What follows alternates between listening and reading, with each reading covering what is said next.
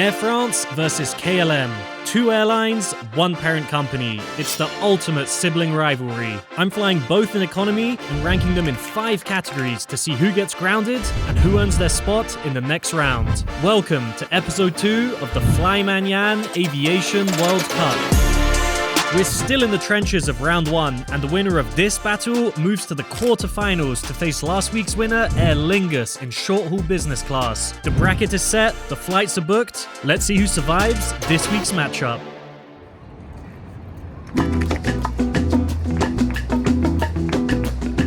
Good morning from Lisbon. Today's match is going to be Air France against its sister airline, KLM.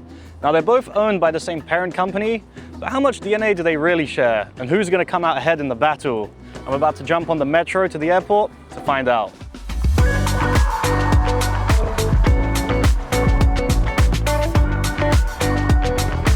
I'm here outside Lisbon's Humberto Delgado airport. This is Terminal 1, where most airlines depart from, and there's also a Terminal 2, which is reserved for low-cost airlines. Thankfully, Air France is a full-service carrier, so let's head inside.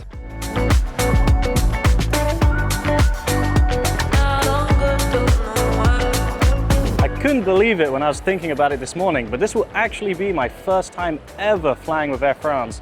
Considering how many times I've been to France over the years, I had to look back through my flight log, but no, this is actually my first ever Air France flight. And Air France La Première is one of my high bucket list flights. So I think before I can get to those lofty heights, I should probably start with economy. So let's go check in and start climbing that ladder. Whew, finally checked in. Mobile check-in wasn't working for some reason, so I had to go queue up. I've got my physical boarding pass.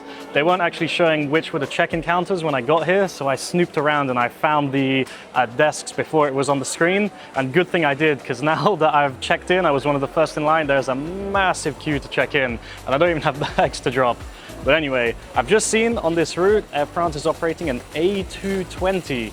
So I've not flown much on this aircraft, and Air France is actually making this a key part of their short and medium haul strategy. So let's go through security, check it out, but first I want to find the lounge.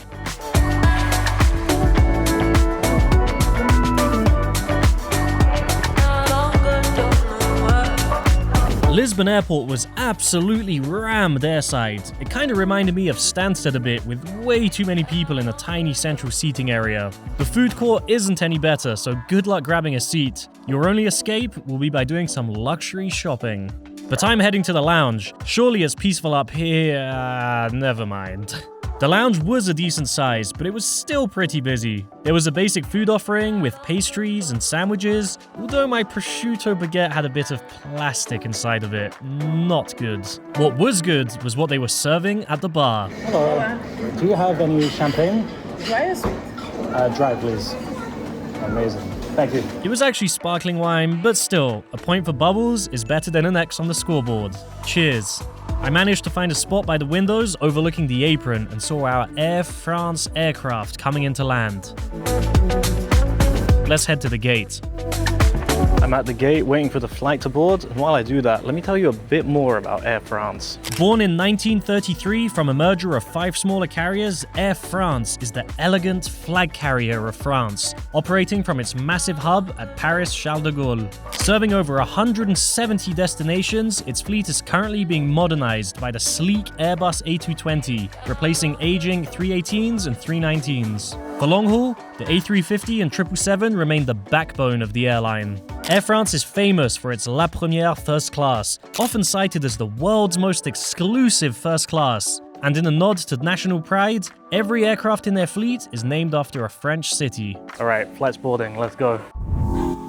Here's the 3-year-old A220 I'll be flying on today, named after the French city Grasse.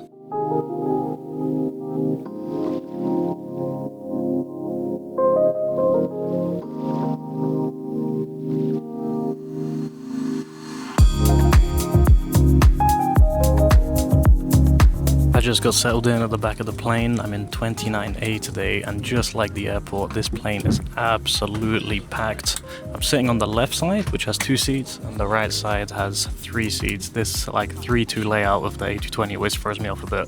But anyway, let's have a look around. First of all, the seat looks modern. I love the simple color palette. It looks very sleek. Comfort-wise, there's a 4-way adjustable headrest. It doesn't look like there's a lot of legroom because of the tray table, but actually, there's quite a bit of space going under it with a decent 30 inches of seat pitch. The recline felt minimal, but it was the standard 3 inches you usually find in economy. And some small details like the small pop-out cup holder, so you don't need to have the entire tray table down if you only have a drink. And something I love to see on seats is the device holder, so you can pop your phone or tablet and watch your own content comfortably. But before watching anything, looks like boarding is complete, so let's get in the sky.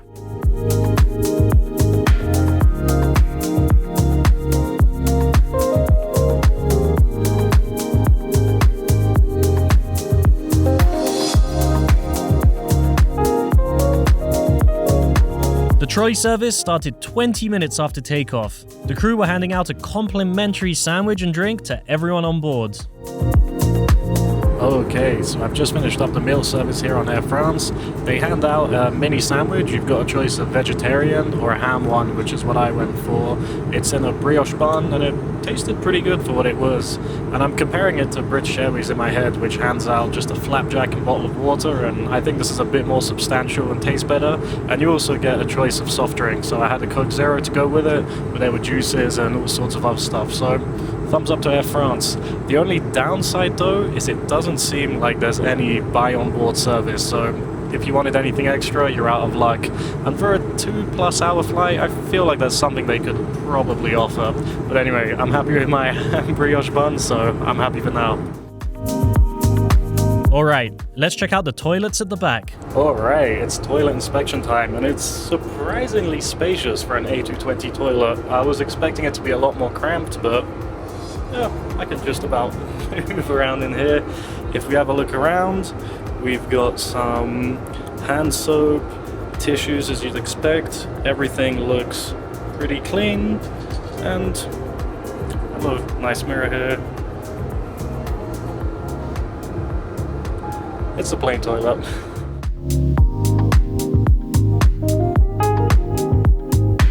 And looking at the amenities category, like most European airlines, there's no IFE screen, but something I've just seen is Air France offers Starlink Wi-Fi on their A220s, or on this one at least. So there's super fast download speeds. I've just done a speed test where I got 200 megabyte down, so it doesn't matter if there's no entertainment system, you can stream pretty much anything you want. Netflix, YouTube is what I'm watching, and actually I've seen Air France even offer you a week free of Apple TV if you sign up using that link, so you've got no problem when it comes to entertainment. You've got whatever you want. Starlink is the gold the platinum standard when it comes to in-flight entertainment Wi-Fi.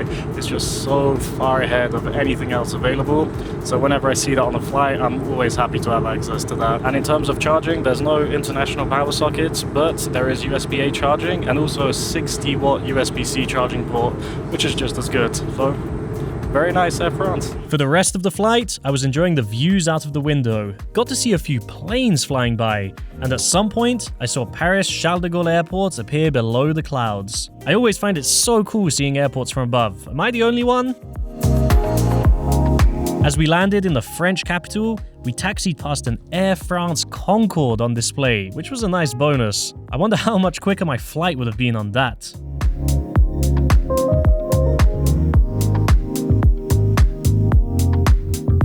Alright, I made it to Paris and I thought that was a really good flight. I love the big windows of the A220. There was the complimentary sandwich with a drink, Starlink Wi-Fi, maximum points for that. So overall, I think it was a great first introduction to Air France, and I would fly them again, and I look forward to, and hopefully I can do it in higher cabins, but that's only if they can beat KLM. So let's find out how their sister airline performs.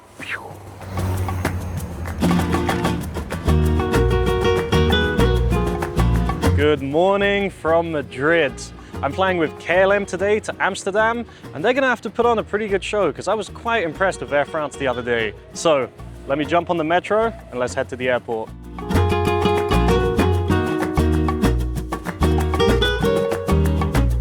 I've only ever been to Terminal 4 here at Madrid, so it's my first time seeing this whole part of the airport. So KLM flies from Terminal 2. Let's find the terminal and head inside. Although I've got to admit, I did get a bit lost following signs down endless corridors until I eventually made it to T2 departures.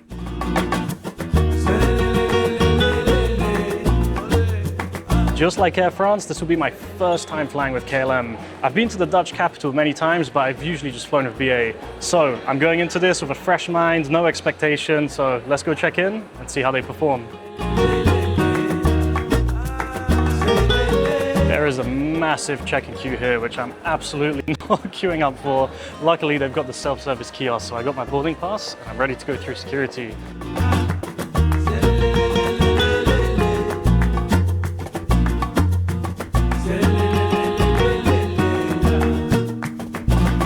This must be the only airport terminal I've ever been to where after security you don't get chucked into a massive duty-free maze. You're just immediately by the gates. Never seen that before. But anyway, I don't really care about duty-free shopping. Let's go find a lounge.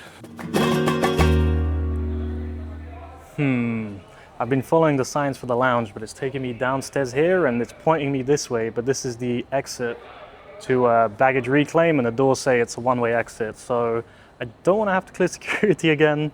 I'm just going to go sit at a restaurant. I'm not really sure why it's located there, a bit strange. Luckily, I figured out that Terminal 3 is connected airside to Terminal 2, so I just walked over and found the Puerta del Sol lounge here instead, which actually looked a lot better anyway.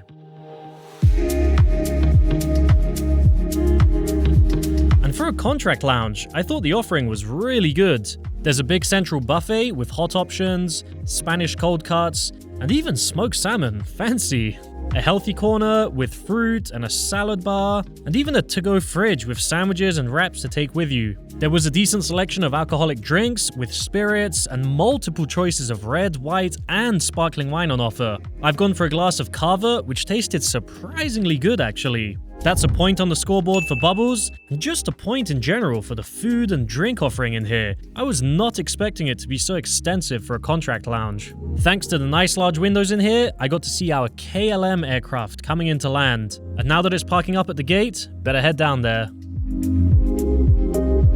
I've just made it to the gate, so let me tell you a little bit more about KLM before we get on board. Founded in 1919, KLM is the world's oldest airline still operating under its original name. From its massive one-terminal hub at Amsterdam Schiphol, the Flying Dutchman connects the Netherlands to over 160 global destinations. The fleet is currently in a major transition. The Boeing 787 is being joined by the Airbus A350 to begin replacing their older 777s and 330s. On short haul, you'll see the new A320neo series taking over for their classic but aging 737s. Since the 1950s, KLM has gifted business class passengers a miniature house filled with Dutch gin. They release a new numbered house every year, making them a much desired aviation collector's item. Alright, boarding's just started. Let's get on board. Speaking of aging fleets, here's the 26-year-old 737 we'll be flying on today. And the funny coincidence I just noticed, this aircraft is named Grouse, and our previous Air France one was Grasse. Maybe it's a sign, but I don't know what it means.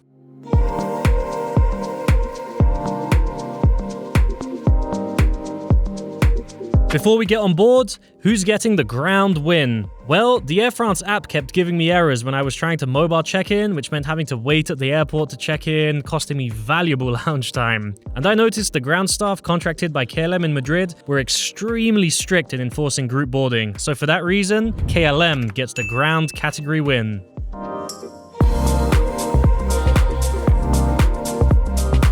I just made it on board and all I can say is I'm so happy I have a window. We were originally meant to be flying on a 737-900, so I was in the penultimate row and it got switched last minute to a -800, so this is now the very last row of the aircraft. And I'm so used to on the A320 series how the last row doesn't have windows. So when I saw the windows here, I'm very happy. It's a completely packed flight today. But anyway, let's have a look around the seat. You can tell these seats are dated, especially compared to the Air France ones we've just seen. For comfort, you won't find any headrests here, and the seat pitch is apparently 30 inches too, but it feels much more cramped. My back row seat didn't have any recline unfortunately, but the other seats do have it. There's not much more to this seat, so I think that one is an easy seat category win for Air France. With boarding complete, let's head to the runway.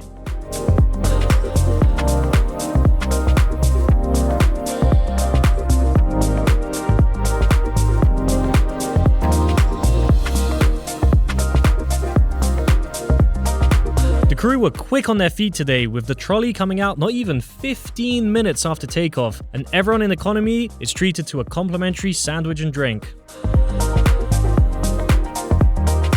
So, what does catering look like on KLM economy? Well, everyone gets a vegetarian sandwich and a choice of soft drink. It's just a piece of bread with some cream cheese and lettuce, and it tasted absolutely fine. Unlike Air France, you don't get a choice of meat or non-meat option, everyone gets vegetarian. But like Air France, there is no additional buy on board menu, so you either eat what you're given or you don't eat anything. But if we look at the hospitality category win overall, I think both airlines, Air France and KLM, had really friendly crew. Everyone was smiling, they were interacting well with the passengers. But just for the reason that you get a choice of meat or vegetarian options on Air France, the hospitality category win has got to go to Air France. Now, let's head to the toilets. We're back in the toilets for another inspection, and I don't really have much to say. It's a normal plain toilet. It looks pretty clean. There's a sink with some KLM soap. Interesting red-blue button design. The bin's right here. Nice big mirrors. One day I'm going to have something interesting to say about the toilets, but until then, I'm going back to my seat. And for the toilet category win, there's not much to go off in economy, but the extra space is definitely noticeable, so it's going to Air France.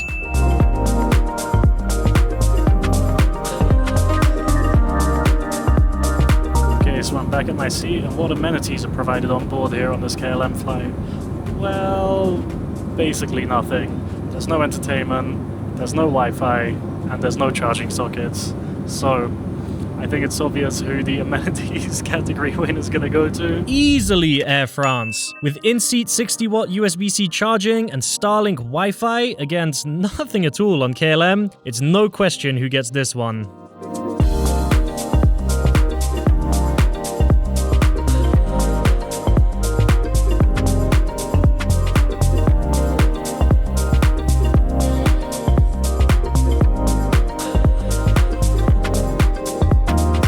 Okay, made it to Amsterdam, and honestly I'm kind of glad to get off that plane. I was feeling really cramped in that seat, and I've got a bit of fresh air. I feel like I can breathe now. But anyway, on to the important stuff.